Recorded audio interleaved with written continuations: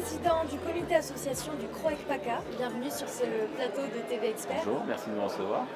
À l'occasion de ce 7e congrès de la profession du chiffre, vous êtes ici, vous avez organisé un atelier, vous l'avez animé. Est-ce que vous pouvez nous en parler? Tout à fait. Alors, j'ai animé un atelier portant sur le secteur associatif, les associations.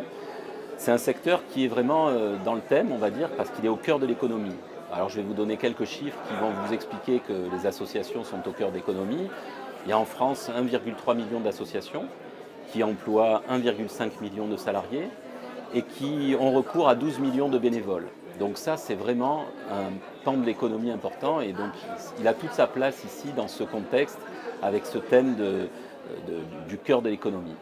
Et donc on a essayé d'apporter un regard sur les points comptables, sociaux, fiscaux des associations, mais essentiellement on a parlé d'un point qui est le nouveau plan comptable des associations qu'on a essayé de développer. C'est une nouveauté qui va donner un petit peu de travail aux professions du chiffre, notamment experts comptables et commissaires aux comptes. Alors, quels ont été les retours des participants à vos ateliers? Écoutez, ils ont été surtout assidus et ils ont écouté pendant l'heure et demie de ces ateliers. Il y a eu quelques questions. Les retours sont très, très positifs puisque c'est un secteur qui est très demandé, on va dire, et qui fait l'objet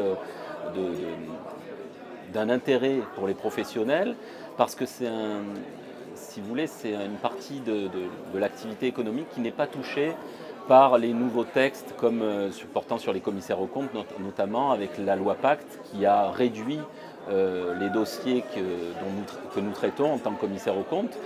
Les associations ne sont pas touchées par ces effets de seuil, donc l'administration, les pouvoirs publics attendent toujours autant d'investissements de la part des professionnels du chiffre, qu'ils soient experts comptables ou commissaires aux comptes dans ces secteurs, notamment parce que c'est des fonds publics qui y sont maniés. Et donc voilà, il y a beaucoup de questions qui se posent, beaucoup d'attentes et ils attendent beaucoup de formations sur ce nouveau plan comptable qui va être mis en place et dont la première application est prévue pour le 1er janvier 2020. Les prochains rendez-vous des ateliers, il y en aura d'autres sessions de formation peut-être? Alors moi, je dirige un comité, je préside un comité, le comité association, qui organise régulièrement au courant de l'année des interventions sur le thème qui sont proches du secteur associatif.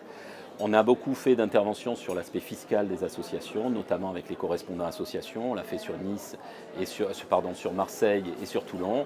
Il nous reste Nice à aller visiter. Et on a une fois par an une grosse rencontre sur les associations avec les experts comptables qui rencontrent leurs clients associatifs. Et cette année, le thème avait porté notamment sur les restructurations d'associations, fusions d'associations, qui sont d'actualité puisque de nombreuses associations se regroupent pour bénéficier de réductions de coûts, de fonctionnement, etc. Très bien, je vous remercie Alain Israël et je vous souhaite un très bon congrès. C'est moi qui vous remercie. Au revoir. Au revoir.